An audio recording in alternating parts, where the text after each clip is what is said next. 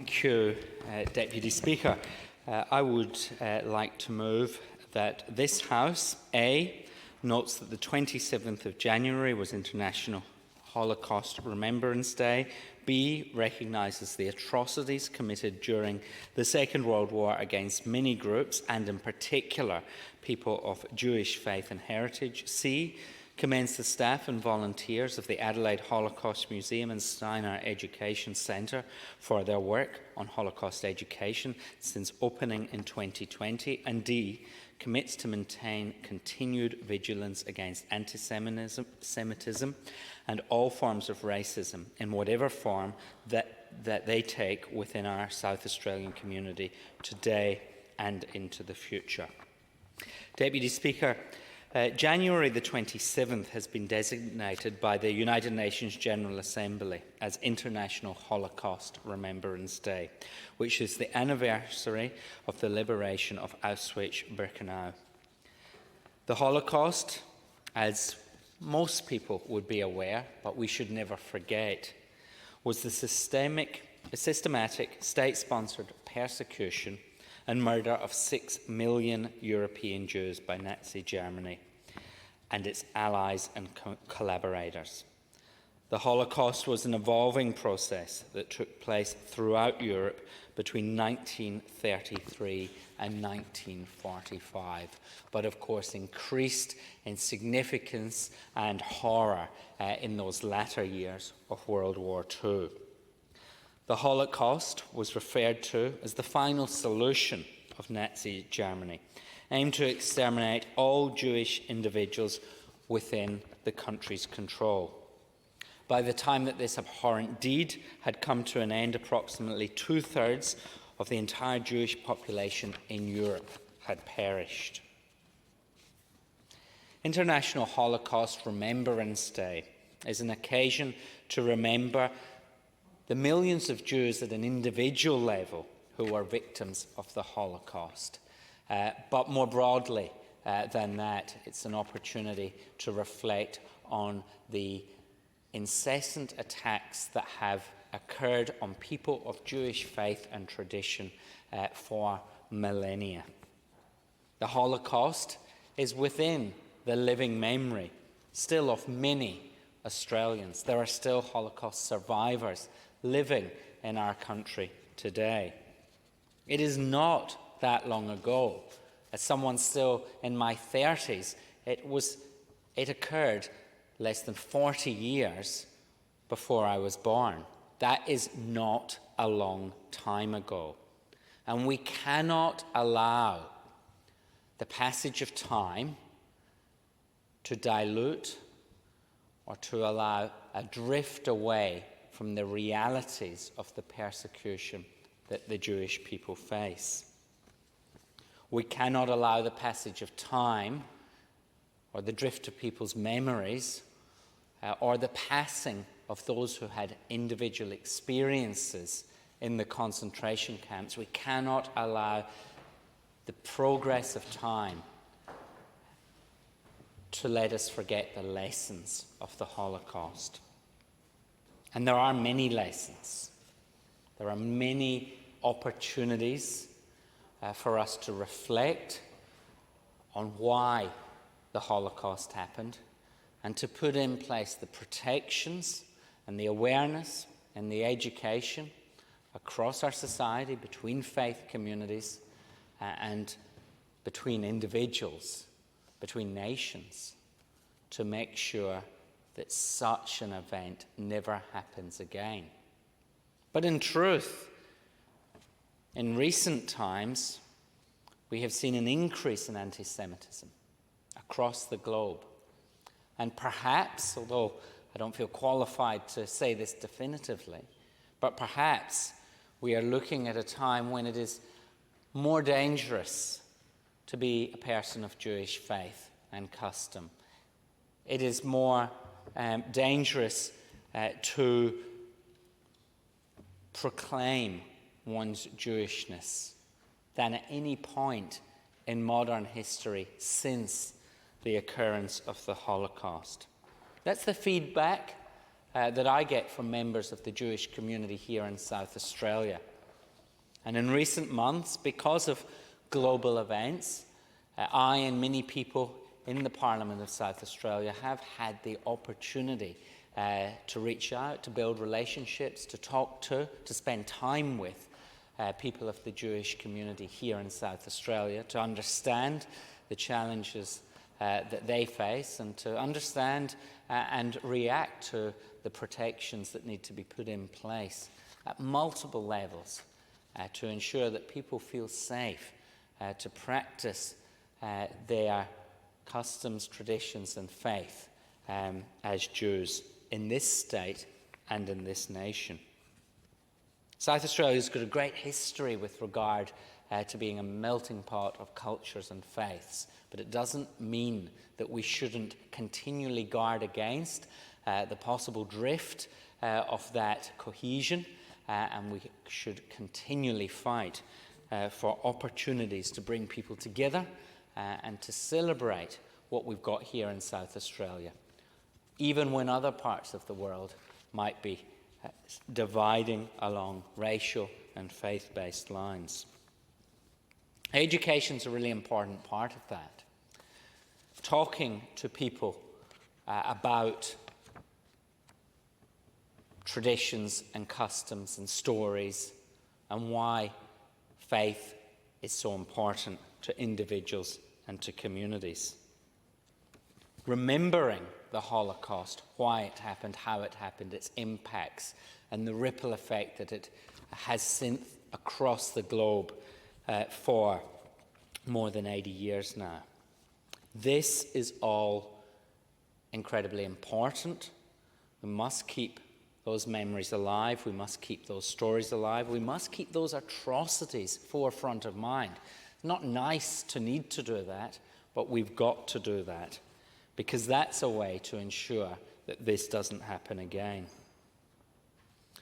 On the importance of education, of teaching people what has gone before and how to avoid it happening again, we are fortunate in Adelaide to have the Adelaide Holocaust Museum and the Andrew Steiner Education Centre. The Adelaide Holocaust Museum and Andrew Steiner Education Centre were launched in November 2020. They're still pretty new institutions here in South Australia. The previous state and federal Liberal governments came together to contribute to the funding to establish the museum, with the Australian government providing $2.5 million. John Gardner, my colleague here in the South Australian Parliament, Deputy Leader of the South Australian Liberal Party, was there during the launch of the museum and centre and has been a significant champion of that initiative, a supporter of the cause and a friend of the Jewish community. South Australia's Holocaust Museum is dedicated to telling the stories of the Holocaust to create a fairer and more compassionate world by educating and inspiring South Australians to stand up against anti-Semitism and racism.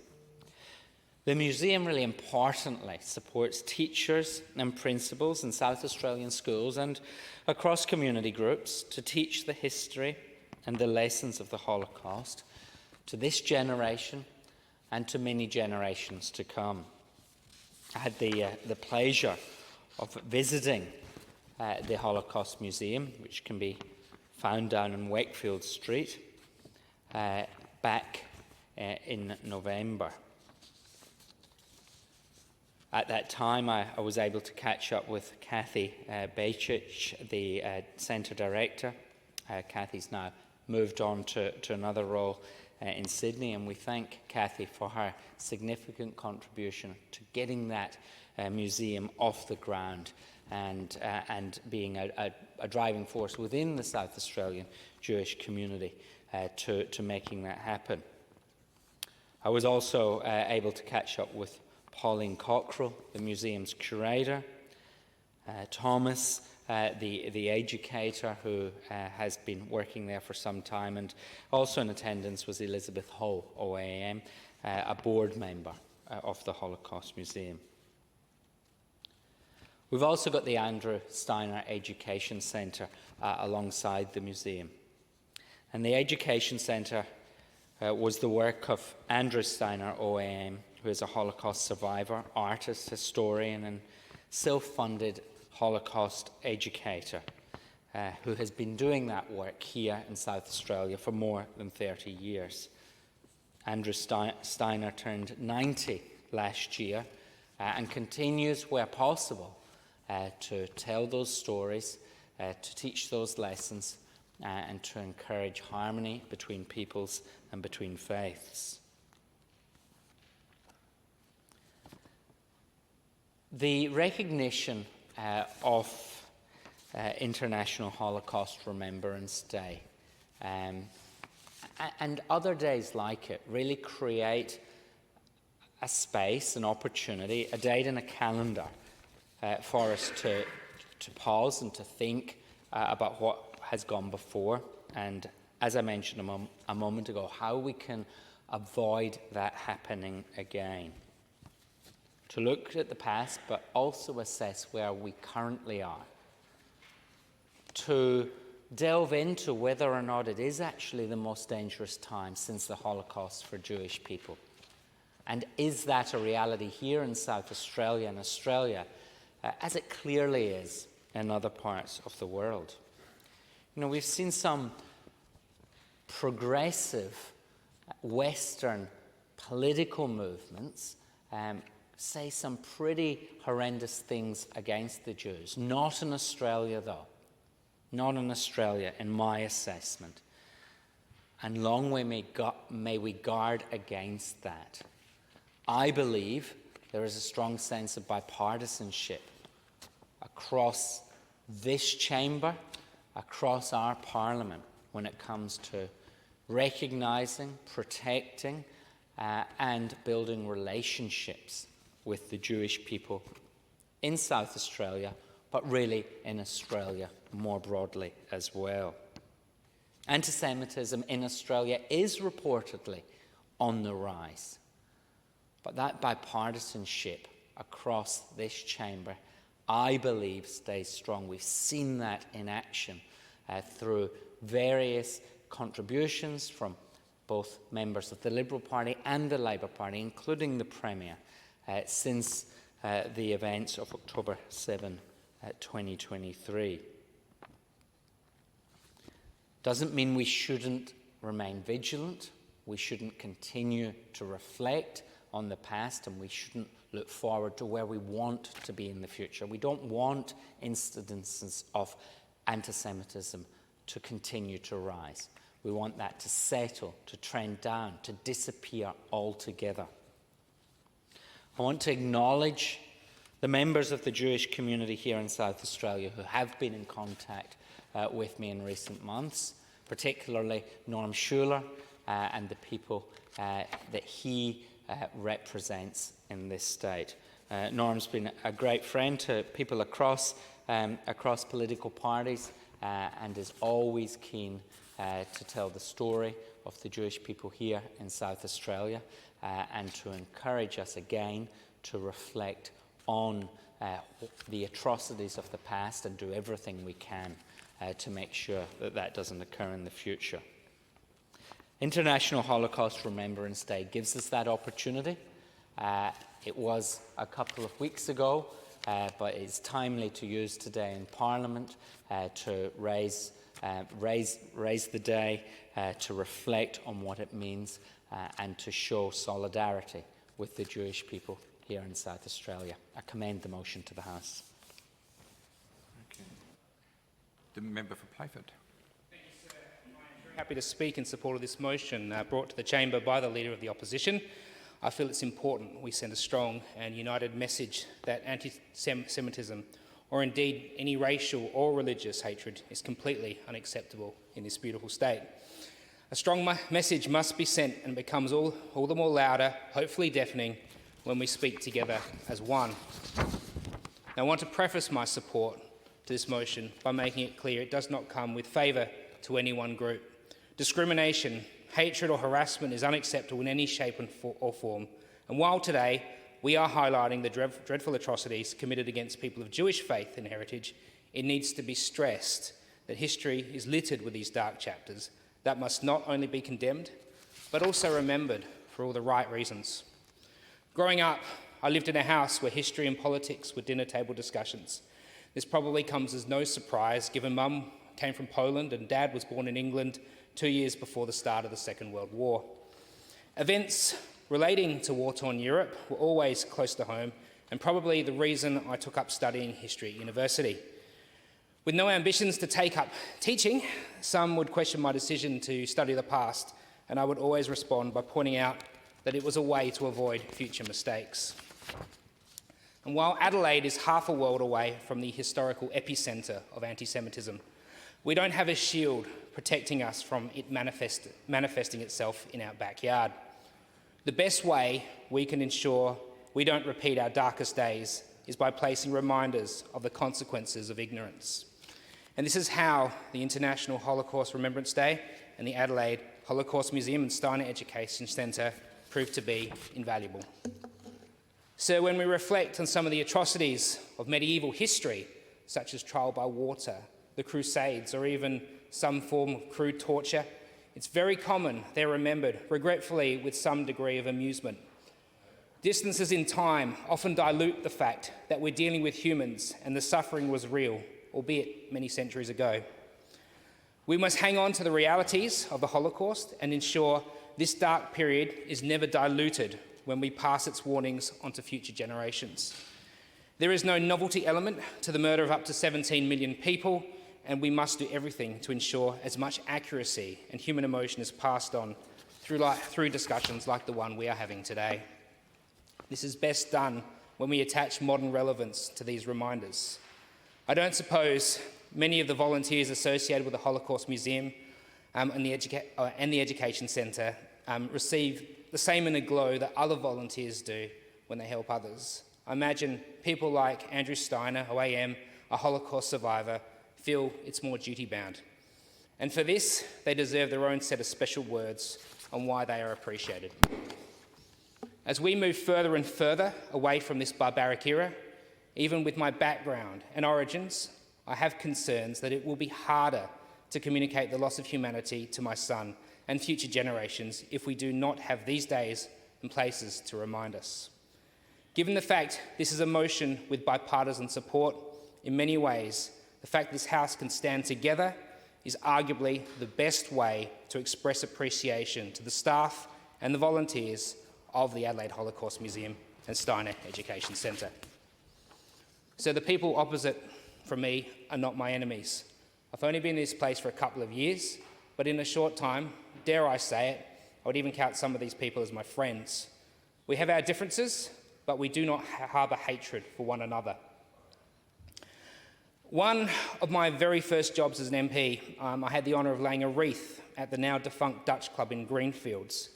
Hosted by the Netherlands Ex-Servicemen and Women's Association, we remembered the fallen, those that served, and the fact that within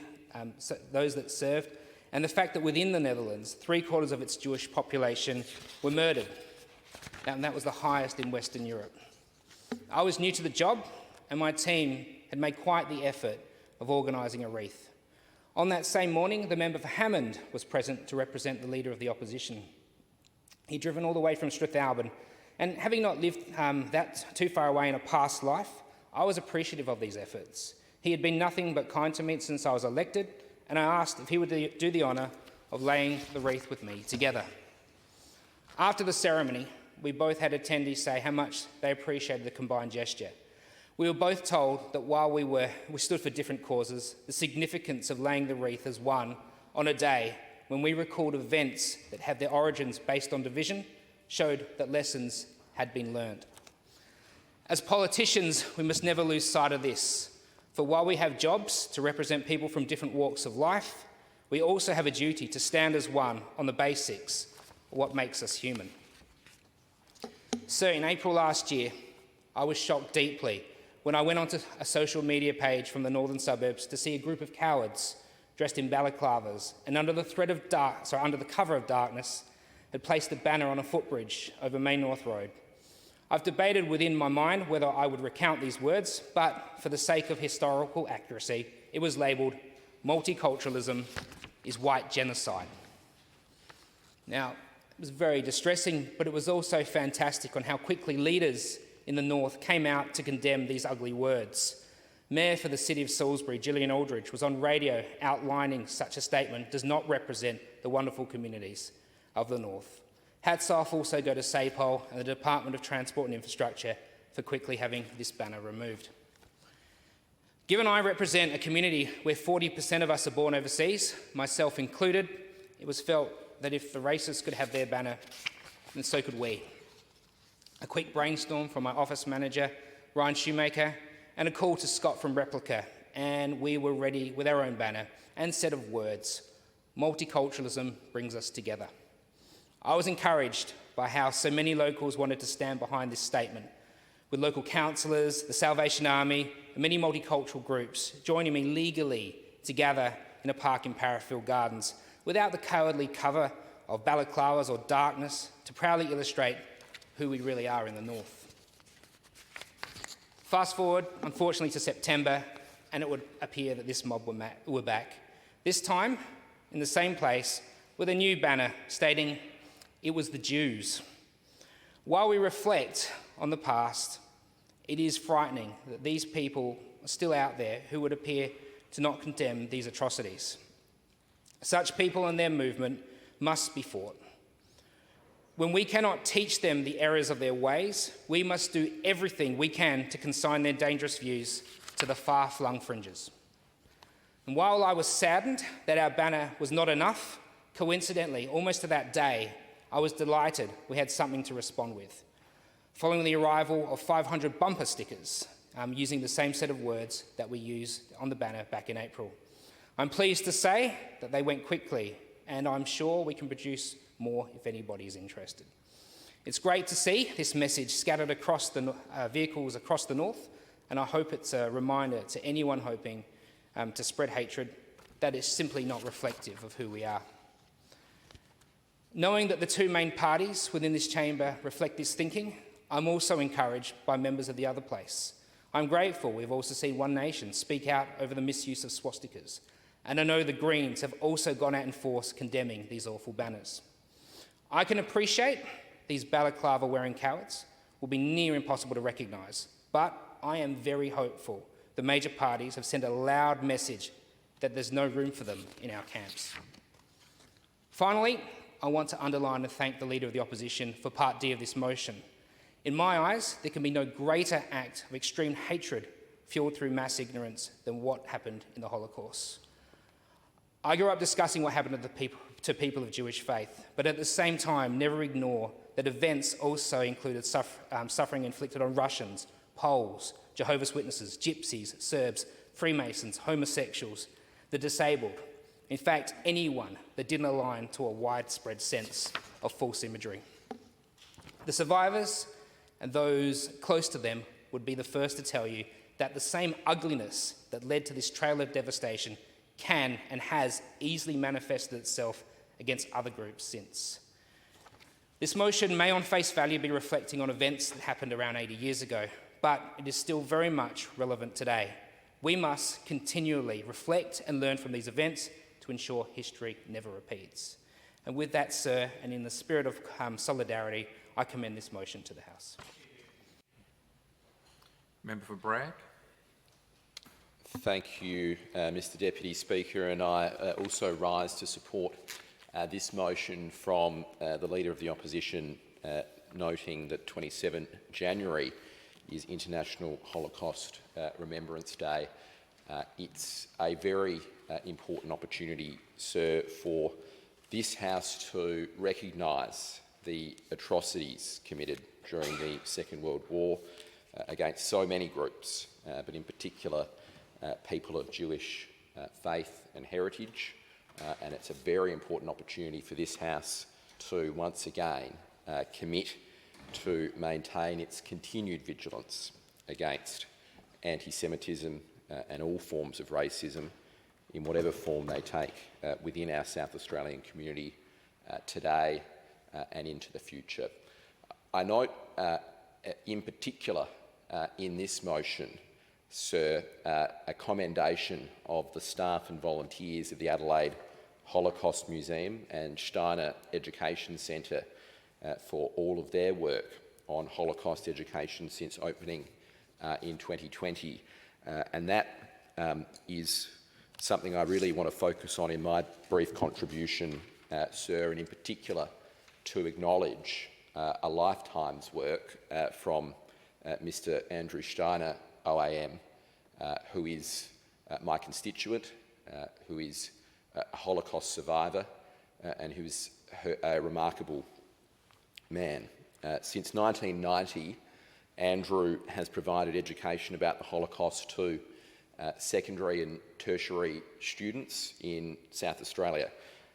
The Adelaide Holocaust Museum and Andrew Steiner Education Centre, which launched in 2020, really is the culmination of Andrew's life work, which he has always said is towards a fairer, more just and more compassionate world. He was born in Budapest in 1933 into a patriotic Jewish family who had lived in Hungary for generations. And following the occupation of Hungary by Nazi Germany in 1944, he spent most of his childhood in hiding along with his sister and parents before he and his family migrated to Adelaide in 1948. 12 members of his extended family perished in the Holocaust, Sir. And I've had the honour and privilege of meeting with Andrew several times now and having him personally tour me around the Holocaust Museum and Steiner Education Centre and hear this story from him firsthand, because while he was just a child, the types of things he describes is not something one ever forgets. But what he's done ever since has been truly remarkable, because it's been shining a light on these atrocities to ensure such things can never happen again. And the Museum and Education Centre in the city is the culmination of that work for Andrew Steiner. It tells the stories of the Holocaust, to educate and inspire South Australians to stand up against anti-Semitism and racism and actively contribute to creating a fairer, just and more compassionate world. Its permanent gallery, Sir, the Anne Frank Gallery, traces the history of the Holocaust, and the Lefman Gallery, Sir, is being developed to tell the story of Holocaust survivors like Andrew Steiner, who made South Australia home. So could I just use this as an opportunity to really acknowledge and thank Andrew Steiner for his lifetime of work, but also to thank and acknowledge all of those involved in the museum and education centre, and those who have recently departed the museum, including Kathy Bakich, who I've had the privilege of meeting with several times as well, and her passion for the museum and the education centre was palpable, as well as Thomas Lawrence, the education coordinator, who does a lot of work with schools in South Australia to shine a light on a very, very sorry time. So I acknowledge all of these people. I also acknowledge my constituent Norm Schuler for his work and leadership in the Jewish community. The work that is done by all of these people and many, many more help shine a light on atrocities to ensure they never occur again. They help contribute to a fairer, more just, more compassionate world. I thank them for their contribution, and I commend this motion to the House. Member for Moriata. Thank you, sir. I rise to support the motion brought by the Leader of the Opposition to acknowledge 27th of January as International Holocaust Remembrance Day and some other related matters. The 27th of January recognises the anniversary of when the Red Army liberated Auschwitz, a site of atrocity potentially unparalleled in human history, with more than 1.1 million people, mainly of Jewish faith or heritage or identification, being killed for who they were, for who their forebears were, for their religion, for their heritage, or for whatever monstrously, stupidly, wrong-headed, evil reason the Nazis identified them as Jewish. So the specific importance of Holocaust education cannot be understated. There are a number of instances of horrific, terrible genocide that have existed in human history.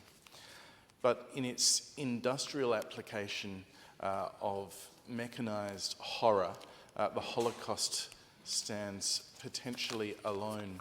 The idea of getting trainloads and trainloads of people and taking them to warehouses where they would be murdered using the latest technology and scientific development specifically designed to kill as many people as possible, as quickly as possible, was an extraordinarily horrific novelty perpetrated by the Nazi regime during the Second World War. And indeed, the removal of Jewish people prior to the Second World War from Nazi and Allied countries within Europe, followed by their extinction and within Europe during the Second World War, I think is an unparalleled example of racism taken to an extreme. Hitler, in writing Mein Kampf, gave people a prelude to what his intentions were more than a decade before the onset, or even a decade before the Nazis controlled Germany. And the measure of how nobody in Europe was able to conceive of such horrors prior to the Nazi regime, I think is highlighted by the fact that in modern day parlance, 80 years later, we still use the Nazis as the embodiment of human evil whenever we're talking about a regime. If somebody wants to introduce somebody in modern society, they're called a Nazi. I think it's in a world that increasingly or decreasingly values religion, where fewer people are going to church, I think the devil has been replaced by Adolf Hitler in the way that language is used in many ways. And I think it is the application of that cruel, barbaric ideology in an industrial scale to the killing of Jews, especially, also a range of other people, as other speakers have mentioned. Many people were persecuted during that time. But the specific condemnation that Hitler and the Nazis had for the Jews and their pursuit of them in what they argued and convinced many people was somehow virtuous was extraordinary. And the idea that a democratically elected government could perpetrate that on so many of their own people is something that troubles us still. Germany in the 19th century had as many liberal philosophers and Democrats as any other number of countries in the 19th century. And the path that they went down was able to be distorted. The mindset of all classes of society in early 1930s Germany, through circumstance but also presumably other things, was distorted in a unique way. And that government was democratically elected. It's horrific to us to think that a democratically elected government could contribute such horrors to the scheme of human history. And yet, here we are, and we have seen it done. And I think that highlights especially the importance of Holocaust education, because we can't rest on our laurels at any time. When you have a uniquely significant example of horror that can be perpetrated by a people voluntarily and willingly and enthusiastically in some cases, it is worthy of our school children having access to that history. And in Andrew Steiner OAM and the other Holocaust survivors, with which in South Australia is about half a dozen, or there have been half a dozen, unfortunately, obviously, as the passage of time continues, it is a diminishing number. The witness that they have borne in recent decades has been tremendously important and useful in helping to educate school children. Andrew Steiner's dream was that this Holocaust museum would be begun in Adelaide, particularly with his own mortality in mind. All of the work he had done for decades and continues to do in his later years, talking to people, using his art to tell the story, he knew would one day come to an end with no first-person survivors left. And so the museum is able to continue telling their stories and also how they built their lives in South Australia, but particularly to demonstrate for school tours, for casual visitors, for those interested, an educational and museum experience, a cultural experience that is worthy. The realisation of that dream obviously came about a couple of years ago, and in previous occasions I've talked about the opening and the various support from government, state and federal, and indeed philanthropists who contributed to that. The state education department, when I was the minister, provided some level of support for the education program, and I thank the Minister for Education who has renewed and indeed increased to a certain level that funding on an ongoing fashion. It's important work, and the engagement between the Curriculum and Learning Division within education and the Holocaust Museum is important because, of course, these materials form part of our history curriculum and our social sciences curriculum, our English curriculum as well. The Diary of Anne Frank is one of the most commonly studied texts within our schools, as it should be. And the way in which the Holocaust Museum has been able to support the curriculum resources within the department has been useful, and of course those resources are tremendously useful for schools. I thank everyone in the Holocaust Museum who's had an engagement in doing that. The work of the museum is broader than just the school children, of course, because Jewish people have continued to confront anti-Semitism in ways that non-Jewish people might be utterly surprised at. It's not a large community in South Australia, but the specific resentment and hatred or fear of Jewish people has been described as the oldest of hatreds. In various times. And of course, Jewish people have been displaced from so many countries at so many different points in history. Indeed, I think the last time I spoke about the displacement of Jewish people from Judea under the Roman Empire in the late 1st century. These displacements have happened from all of these places, and throughout World War II, while the liberating countries did important work, obviously, in defeating the Nazi regime, prior to the onset of World War II, too few of them covered themselves in shining glory in supporting as many Jewish refugees as they could have. So we recognise the Holocaust Remembrance Day, the 27th of January, and in particular Auschwitz as an example of that horror. That's why 27th of January is chosen. For the motion particularly identifies the staff and volunteers of the Adelaide Holocaust Museum and Steiner Education Centre for their work since it's opened in 2020. The board is chaired by Greg Adams, who's supported by other board members Jill Noble, Sean Hill, Elizabeth Ho OAM, Andrew Steiner OAM, and Nicola Zuckerman. There have been previous board members who I acknowledge and thank as well. Nicola Zuckerman was the chair of the board prior to Greg Adams taking over. Also, as the member for Bragg did, I acknowledge Kathy Bakich, the inaugural director, chief executive. Kathy has returned to Sydney. We're looking forward to the appointment of a new director we understand is imminent, and when that appointment is made, I look forward to, as I'm sure the Minister does, as I'm sure other members do, meeting that director, welcoming them to the role, and indeed helping them in any way that we can going forward for that important work to continue. Later this year, the museum will close for a period of time to enable the grant provided by the former federal Liberal government and other fundraising dollars to be applied to a significant infrastructure improvement to the museum. Currently, it's all ground floor, and indeed the building that they use, which is a peppercorn rent from the Catholic Church on Wakefield Street, that building has 3 stories to it, and to be able to have a lift installed, I believe is part of the plans, and really grasp the opportunity to use that building to its full potential is a wonderful thing, with modern museum technology being able to apply it. So when that closes later in the year, I look forward to its reopening. I thank everybody at the Centre for their work and stand with the member for Playford, the member for Bragg, the Leader of the Opposition in commemorating this important day. Thank you. Member for Unley. Thank you, sir.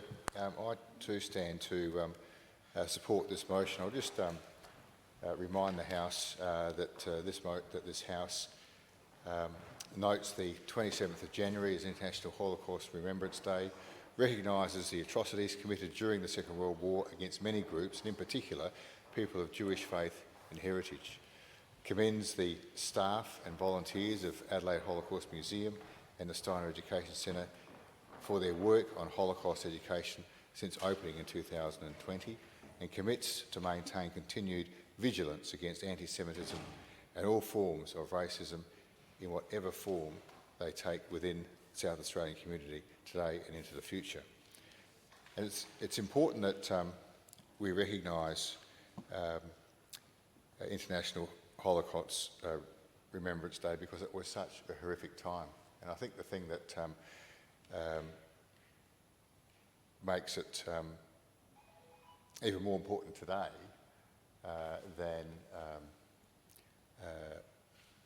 is the fact that we are seeing a return to elements, and I would argue of the extreme left, who are turning to racism. Remember, being Jewish is not just about religion. Being Jewish, it's one of those few religions that's actually tied to a race. And the Nazi attack on the Jews wasn't because of their religion, it was because of their race. So it's an absolute racist attack. It was an attack on the fact that the Jewish community around Europe had been successful in their adopted countries for many, many centuries. And of course, in the lead up to the Second World War, Germany was heavily disadvantaged economically by the remissions that they had to pay back to the Allies after surrendering in World War II. And we know how personally vindictive Adolf Hitler was in forcing the French to sign their surrender in 1940 in the very same rail car that Germany signed their unconditional surrender in 1918. Hitler needed a vehicle. He needed to blame a group of people for the predicament that the German civilians were under. And that predicament, of course, was an economy that was suffering, not just because of their loss of the war, but also at the time of the Great Depression. So instead of being a visionary and saying, I've got solutions for you, I can bring you out of this poverty, I can bring you out of the position that we're in, it was a regime based on terror. It got there because of apathy. It got into the Reichstag because of apathy. But then it enforced its power by giving those people that resented Germany's position and the position that they were in, giving them someone to blame, saying it's not your fault. It's not because we lost the war. It's not because we're Germans. It's because of the Jews. It's because of the Jews you're in the position that you're in. And then, of course, we saw the invention of propaganda used in politics with Goebbels. And we saw those movies showing rats through the buildings and then talking about the Jews, associating in people's minds the rats and the Jews. And we saw in occupied Belgium in about 1942, I think it was, where this same method was being used for the locals there, and they turned on the Jewish community who had been and it was an awful period in their history where civilians believed what they were seeing from these movies that were being screened in the cinemas, and took action themselves and bashed and murdered Jewish people just because they were Jews and they needed somebody to blame for the position that they were in. And that's where we are today. That's where we are today. And anti-Semitism hasn't started to rise just after October 7th. We had an instance in this chamber where it was reported by the member from Morialta about an anti-Semitic motion by a council group within the University of Adelaide. Fortunately, that person has been removed from their position. So it's important we remember this day, and I support this motion. If the Leader speaks, you'll close the debate. Thank you, Deputy Speaker. I would just like to thank all those speakers for the bipartisan sentiment put forward in relation to this important motion recognising International Holocaust Remembrance Day, and I commend the motion to the House.